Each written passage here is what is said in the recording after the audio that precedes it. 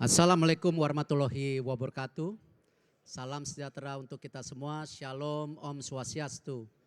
Nama budaya salam kebajikan. Pak Hairul kontak saya suruh bicara di sini tidak hanya BUMN. Ya, tentu konteks yang lebih lebar sedikit lah. Kalau boleh ibarat kalau main bola lapangannya lebih lebar gitu.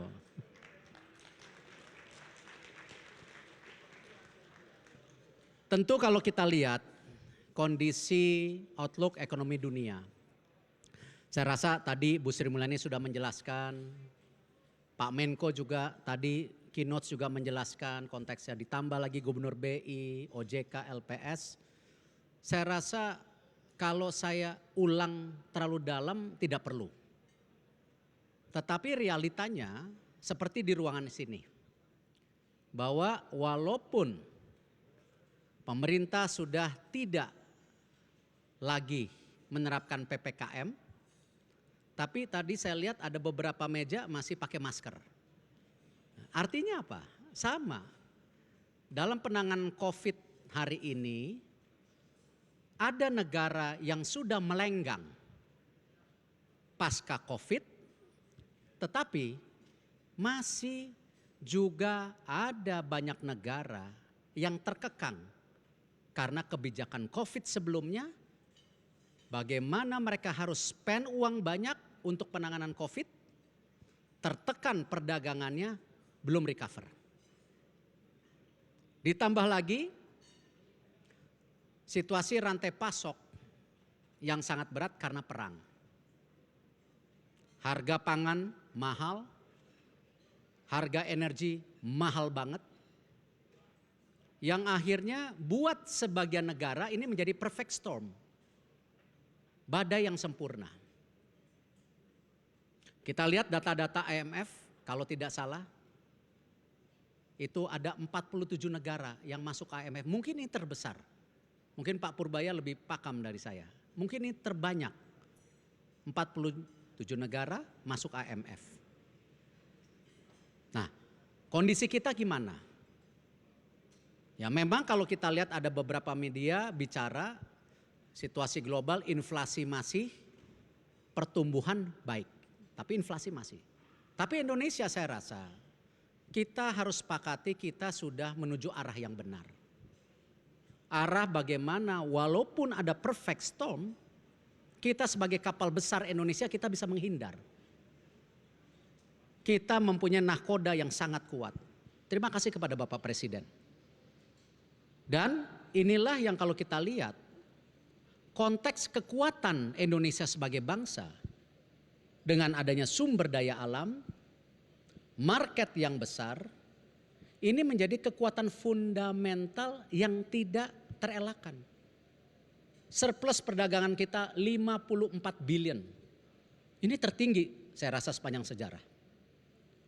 Tetapi yang menggelitik kan kalau di dalamnya dilihat, batu bara masih ada 46 billion. Sawit 27 billion. Yang baru main di situ besi dari nikel 27 billion.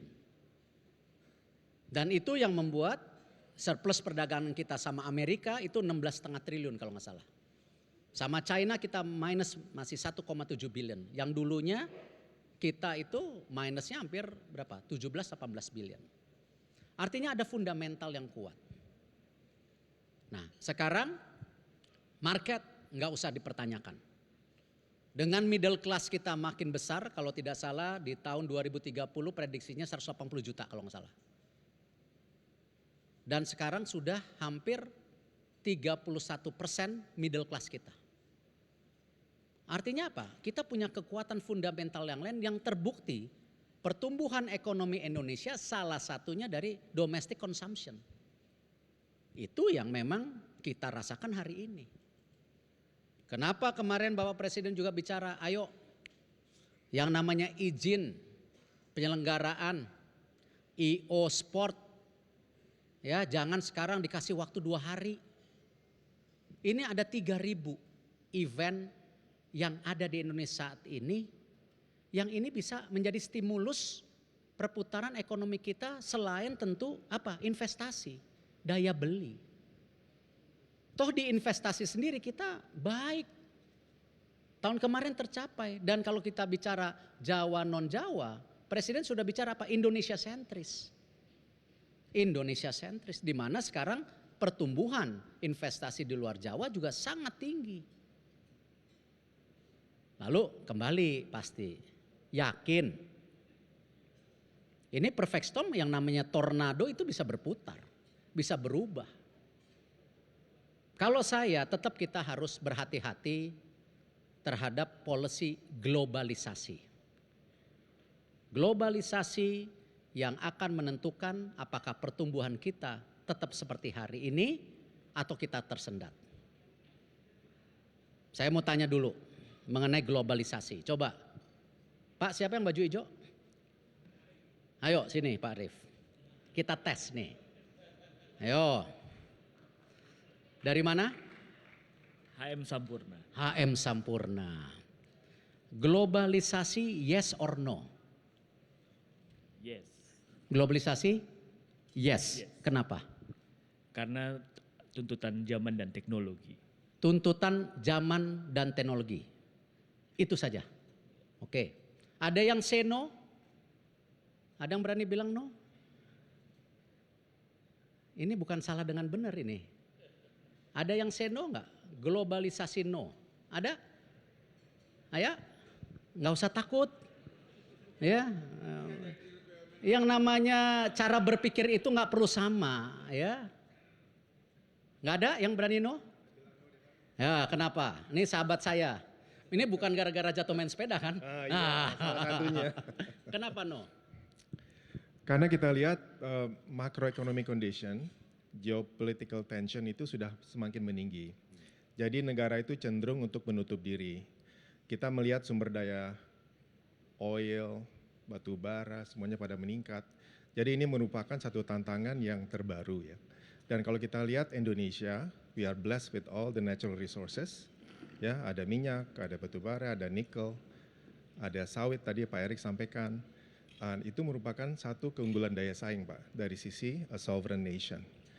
Jadi oleh karena itu competition ke depannya dalam 20 tahun ke depan itu adalah bagaimana kita bisa menggali segala potensi dari sumber daya alam dan convert menjadi industrial base atau kita bisa lompat menjadi technology base. Tepuk tangan juga dong, ya enggak? Artinya apa? Ketika kita bicara globalisasi, itu ada dua perspektif. Yes and no. Apakah salah? Tidak. Benar. Ini sebuah policy, ini sebuah digitalisasi. No, enggak salah. Memang basis daripada Indonesia itu ya dua tadi, sumber daya alam dan market. Tetapi kenapa debat ini enggak kita geser? Geser ke arah yang tidak perlu berdebat kusir. Tetapi menjadi sebuah solusi. Kenapa enggak kita bicara beyond globalization? Ada globalisasi, kita bicara beyond globalization. Apa artinya? Globalisasi yang memberi kesempatan negara berkembang menjadi maju seperti Indonesia. Memberi kesempatan negara berkembang untuk maju seperti Indonesia. Itu hak segala bangsa. Artinya apa? Kalau kita bicara globalisasi, kita juga mesti punya apa? Globalisasi versi Indonesia. Toh, semua dunia mengakuin kalau dulu China tahun 80-an sebagai pusat pertumbuhan ekonomi, hari ini Indonesia salah satunya. Saya bilang salah satunya. Artinya apa? Sebagai salah satu pusat pertumbuhan ekonomi dunia, dan kita ingin menjadi negara yang maju, kita punya hak menjadi bagian apa? Ekosistem yang mau dibangun oleh dunia. Rantai pasok yang bangun di dunia. Karena kita punya challenging sebagai bangsa juga. Apa? Job creation. Pembukaan lapangan pekerjaan. Demografi kita sangat muda. Sekarang apakah para negara sahabat seperti Singapura, Malaysia tidak mengharapkan keamanan untuk Indonesia? Kalau Indonesia chaos, saya yakin regional chaos. Dan bukan nggak mungkin negara-negara sahabat di Asia pun chaos. Kenapa? Boksit Indonesia 90% ke China. Nomor satu memproduksi yang namanya kaca buat ini panas, menyerap panas. Itu China nomor satu. Ya. Sahabat-sahabat kita dari Korea sekarang lagi investasi besar-besaran mengenai apa? Mobil listrik. Karena mereka bisa melihat, oh mereka bisa lebih baik dari teman-teman yang lain. Kan kompetisi. Kalau dulu mobil Amerika, sekarang boleh dong mobil Korea. Ada Henry Ford baru. Dan itulah kenapa kita penting di sini. Tentu dari negara lain, Amerika, perlu kita juga kok. Kita negara non-blok yang tidak punya alians, jadi kita tidak punya kepentingan geopolitik yang terlalu dalam. We want to serve everyone. Saya kemarin tahun baru dapat kesempatan libur lumayanlah 3 hari. Saya ketemu beberapa tokoh di Jepang, saya nggak boleh sebutin. Ya, saya bilang hubungan Jepang Indonesia jangan sampai di tingkat terendah. Karena Indonesia ini perempuan cantik yang sedang didekati oleh banyak orang. Sinergisitas hubungan dagang Indonesia-Jepang yang dari tahun 70-an sesuatu yang sudah baik buat dua negara harus kita tingkatkan. Salah satunya contoh apa? Kerjasama kesehatan.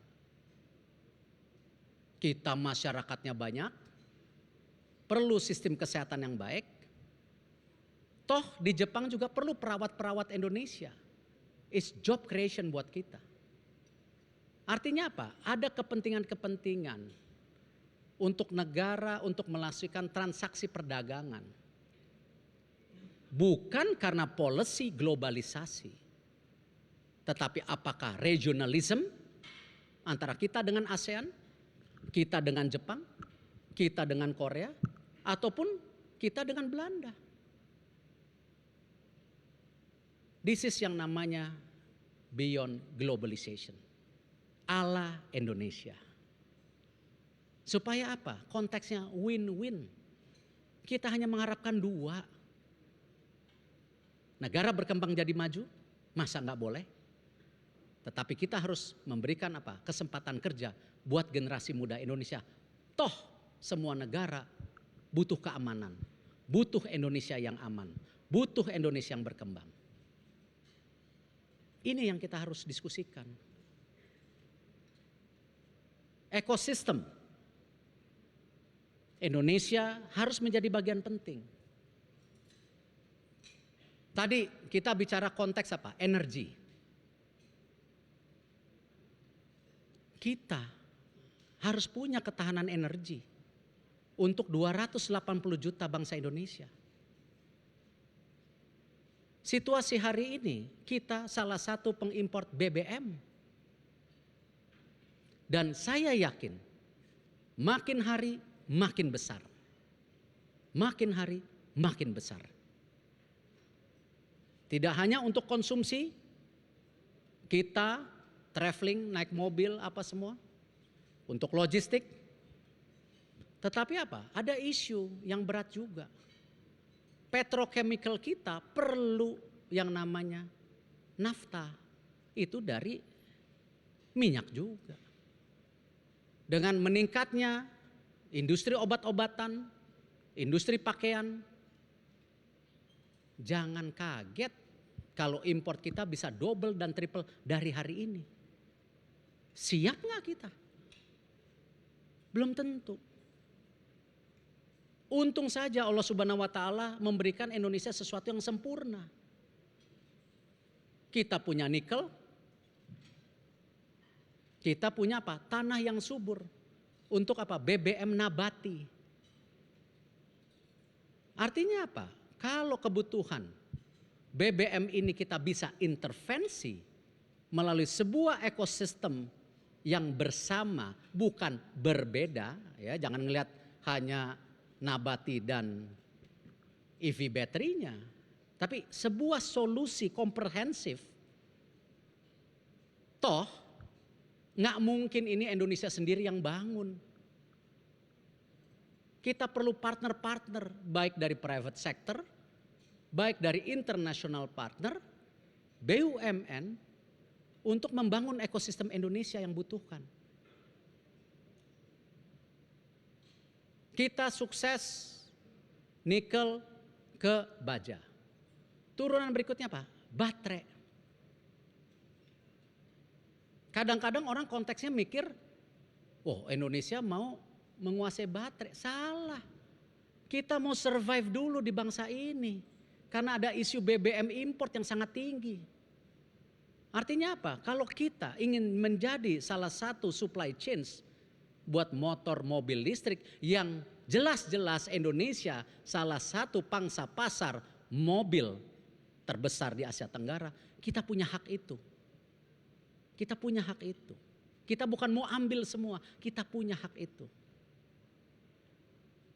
Nah, dengan itulah kenapa kita mendorong EV battery, siapa tahu ini sukses bisa menekan 50% dari BBM import kita. Dengan catatan belum tentu tertekan karena petrochemicalnya tumbuh terus. Artinya apa? Kalau kita bisa tadi tidak menambah import, I think it's good for Indonesia. Cukup? Tidak. Allah Subhanahu wa taala memberikan kita kelapa sawit. Ini menjadi B35. Bisa jadi B40. Artinya apa? Kita ada solusi lain. Belum lagi yang belum bangun dari tidur. Mengenai gula. Kita ini raja gula dulu. Ya, sekarang jadi import gula terbesar. Ada yang salah. Padahal kalau gula itu diproses salah satu jadi etanol.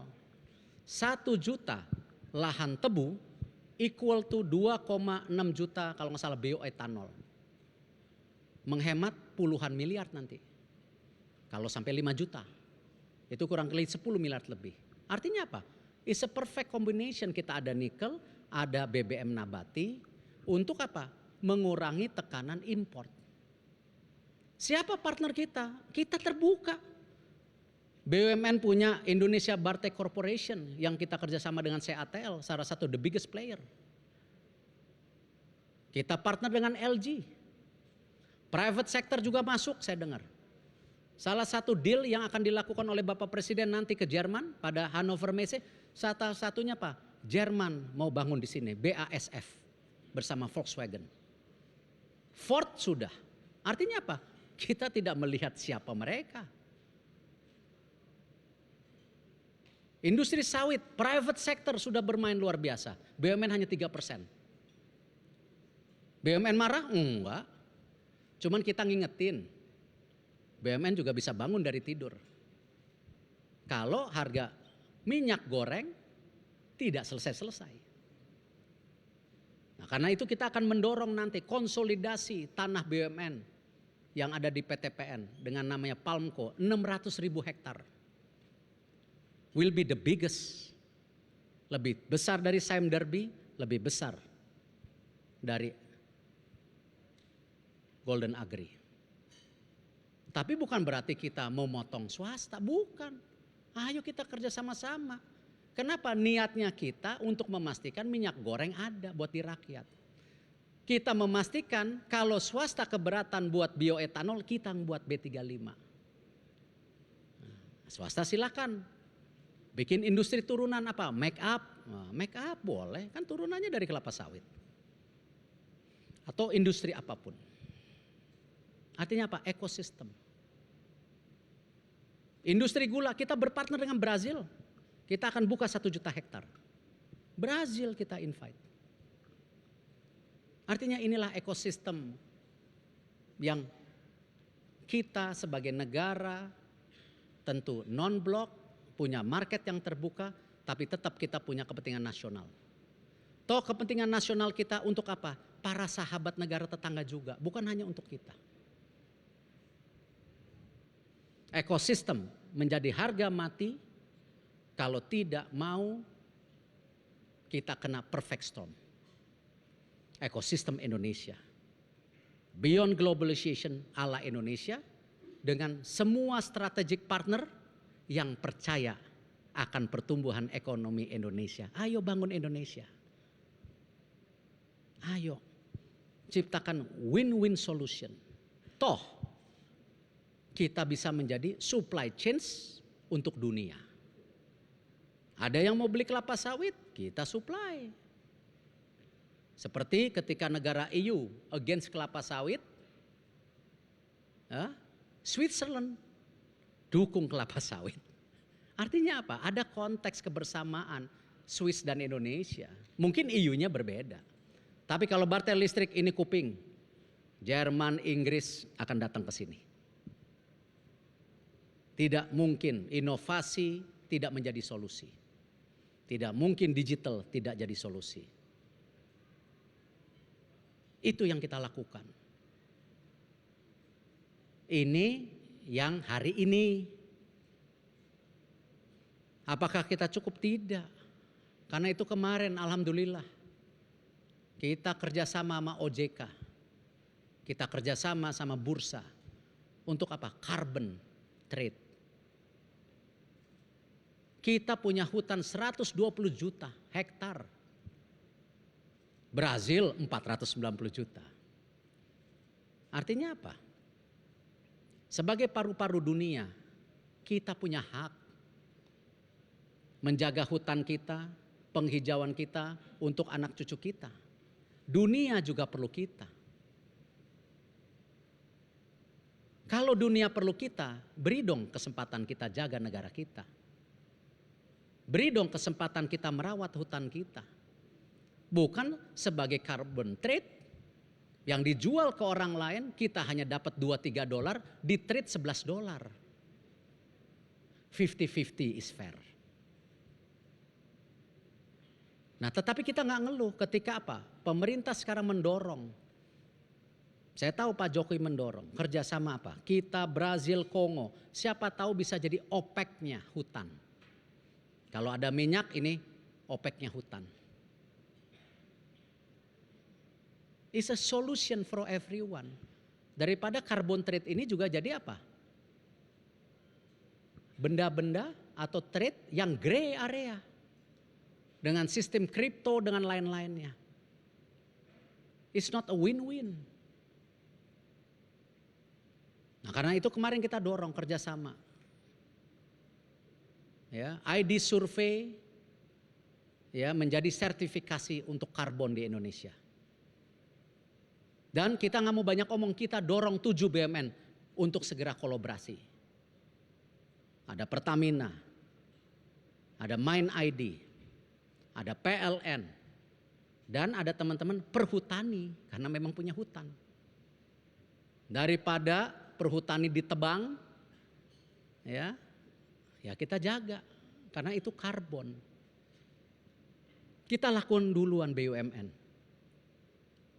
Dan percayalah, transformasi BUMN ini sangat baik arahnya. Kita tidak mau menjadi menara gading. Yang enak dilihat, keras dipegang. Saya sudah instruksikan semua BUMN, kita harus market friendly. Saya sudah instruksikan direksi BUMN, tidak jadi birokrasi. Tetapi para pemimpin yang mengerti pasar, yang harga matinya saya ekosistemnya. Ini menangan atau kalahan, paling tidak mesti sama-sama. Dan alhamdulillah, kalau private sector mau partner sama BUMN nggak takut lah, BUMN store sekarang ya. Kita punya laba yang tadinya cuma 13 triliun, sekarang 124,7, kemarin belum unaudit ya. Itu 303 triliun. Artinya apa? Sehat ini BUMN. Jadi kalau mau berpartner dengan BUMN, Yang dulu BUMN minta free share, nggak boleh lagi. Kita udah punya equity sekarang, ya nggak? Tetapi aset-aset lainnya dinilai dengan fair. Jadi saya lihat bagaimana tentu ekonomi outlook kita 2003 bagus. Ya, bukan berarti tidak ada ancaman, ada ancaman. Tapi jangan juga melihat globalisasi selalu black and white. Yang kita hasil konsolidasikan apa kebutuhan kita. Nah, disitulah kita nego. Toh untuk kebersamaan. Dunia yang damai, dunia yang terbuka. Dan disitulah kita minta peran kita dihargain. Sebagai bangsa besar yang sejajar. G20 itu kemarin bukan hanya signal. Kita bisa melakukan G20. Tetapi itu lonceng kita berbunyi, kita sejajar. Sebagai negara maju, kita punya hak untuk jadi negara maju. Seperti sahabat-sahabat yang ada di G20.